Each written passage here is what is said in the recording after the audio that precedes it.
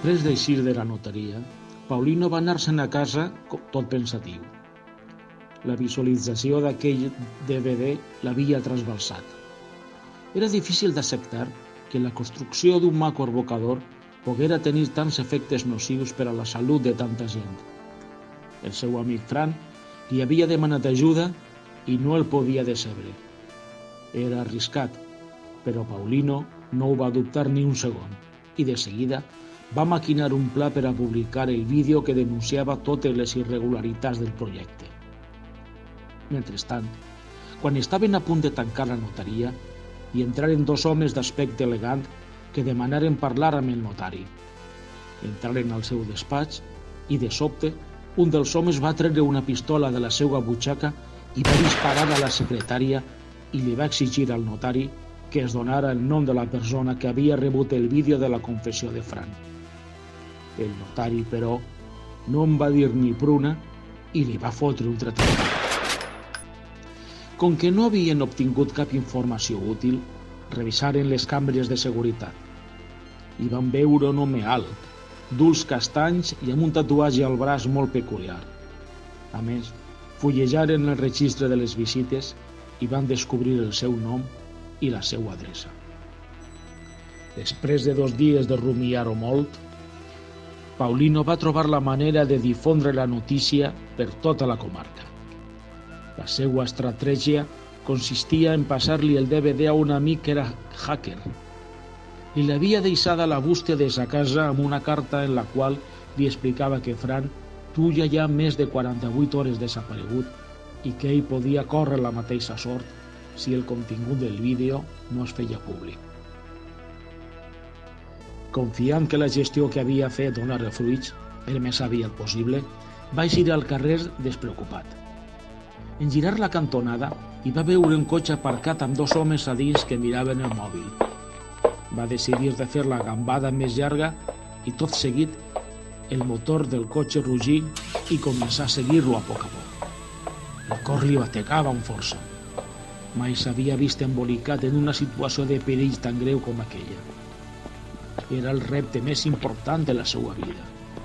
La vida de Fran i la salut d'1 milió de persones depenien de la seva gestió i no podia permetre's el luxe de morir per un no res. Així doncs, arrencà a córrer com un boig i va trencar per un parell de carrerons estrets i foscos que l'ajudaren a deixar enrere aquell parell de matons. Tot i això, la batalla encara no estava guanyada.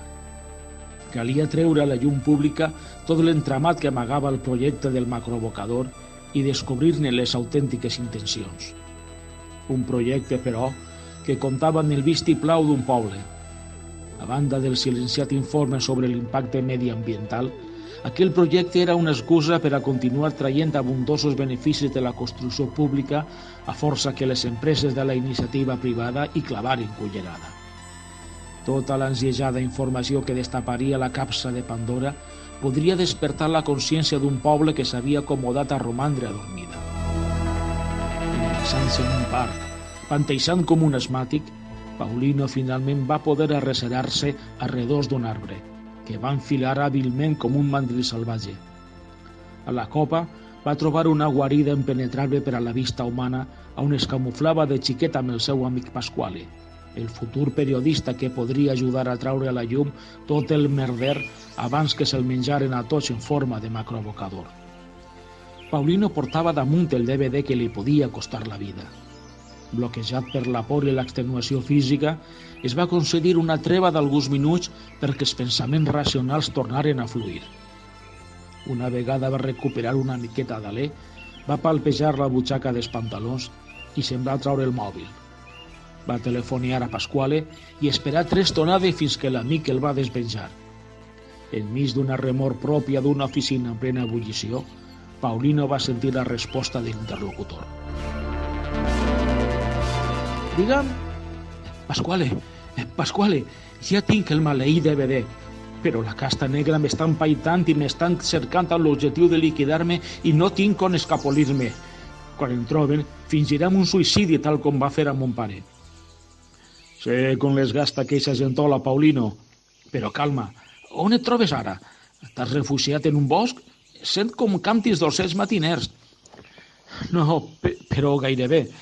Soc al brancam de l'arbre inaccessible. Te'n recordes? Allà on tu i jo ens amagaven després de fer una malifeta amb traïdoria. El problema és que duc el DVD al damunt i no trobe la possibilitat material de lliurar-te'l. No et mogues d'allí. El DVD passarà a les meves mans en un dir Jesús. Però què dius, Pasquale? Tu no saps que tens contactes amb Amazon? Passen la teua localització. Pasquale, Amazon, la meva localització? Tu calla i obeeix. Paulino estava en una situació tan desesperada que l'única cosa que podia aferrar-se era el sentiment de confiança cap al seu amic de la infantesa. Va esperar pacientment. De sobte, els ocells van apapallicar el camp de manera progressiva per anar sent substituït per un estrany brunzit que anava guanyant en intensitat. En girar el cap, va veure un dron que se li acostava de manera sigil·losa fins quedar-se just enfront d'ell, com una libèl·lula recreant-se en la vista d'alguna possible presa. El mòbil tornà a sonar. Paulino, a què esperes per dipositar-lo en la caixeta que du el dron sota la panxa? Pasquale, no deixaràs mai de sorprendre'm. Però i jo què? No puc romandre a l'arbre de manera indefinida. Baixar i morir serà tot una. No patisques. D'ací a poc, la Policia Nacional vindrà replegat en un dron gegant.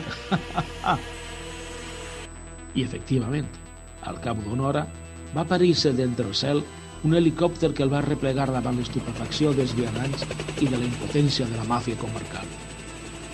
El postre final ja s'aguaita imminent sobre l'horitzó, colla de malparits, va cridar-me en un despit acumulat de generació. La revelació de l'escàndol va ser l'enrenou necessari que la premsa estatal va rebre amb els braços oberts.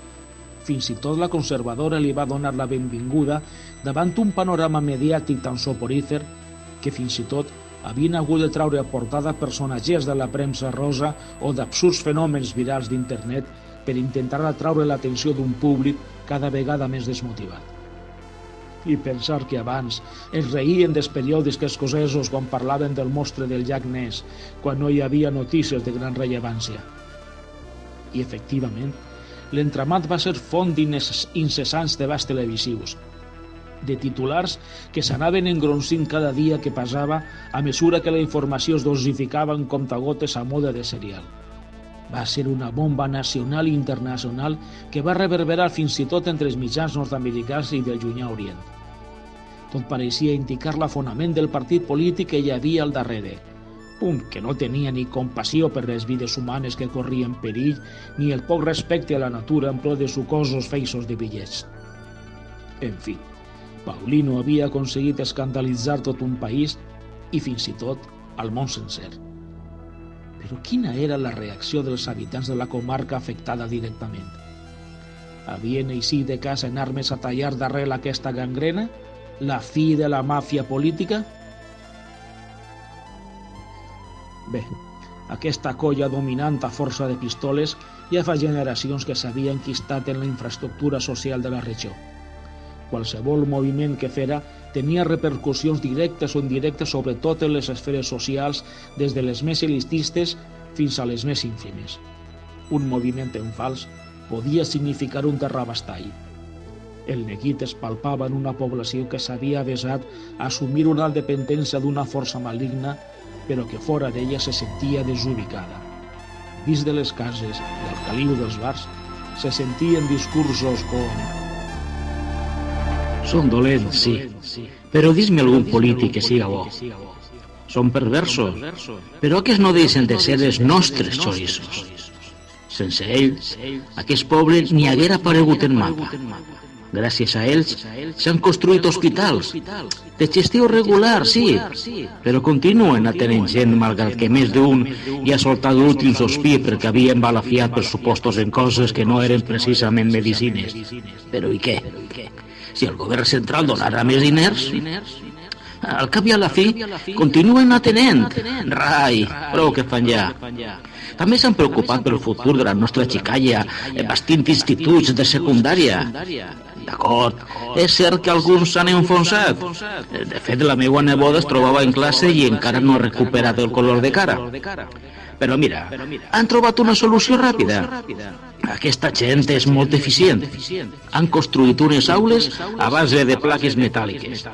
No hi ha calefacció, no passa res. Tots ben abrigadets. Estalviem energia i així de pas els acostumem a un ambient més ecològic. A més, que hi ha quasi 40 alumnes per aula, de seguida calfen el contenidor. Dic que l'aula... En definitiva, han fet tant per la nostra terra que no crec que siga cap drama que construïsquen un macroabocador. Que sí, que aquell macroabocador implica riscos per a la salut, com que, per exemple, la mínima escletxa oberta en la canal d'aigua potable que travessa de manera subterrània significaria la intoxicació de milers de bones persones que la consumeixen, que estudis independents havien certificat que la seva proximitat implica l'augment alarmant de casos de càncer, per no parlar d'efectes mediambientals immediatament més tangibles, com és la pudor que ofegaria els habitatges més propers, tot just bufar al vent del nord. Però i què? Tots corren riscos a diaris. El món és dels valents. Els telèfons mòbils també diuen que causen casos de càncer, o els microones. També a mi em pot atropellar un cotxe en passar el carrer fins i tot amb el semàfor desvianat en verd. La vida és aixina. I que Greenpeace no ens vingui amb romanços de iaies. Que espècies animals i vegetals desapareixeran? Que no ho fan els cotxes amb tot el que es peleixen? Jo tinc fe en aquesta gent. Si ho fan, deu ser perquè saben el que fan. És més, de segur que és un projecte que ens salvarà i crearà molts llocs de treball perquè els nostres joves no estiguen sense fer res pels carrers fumant porros. Paulino no va poder pair els resultats de les següents eleccions quan va tornar a obtenir majoria absoluta. Des del seu asil polític a Berlín, el seu cos venjava d'una corda que s'havia nugat al coll. El seu poble, pel qual va sacrificar la seva llibertat i arriscar la seva integritat física, va aconseguir amb les urnes allò que la màfia no havia reeixit amb les armes.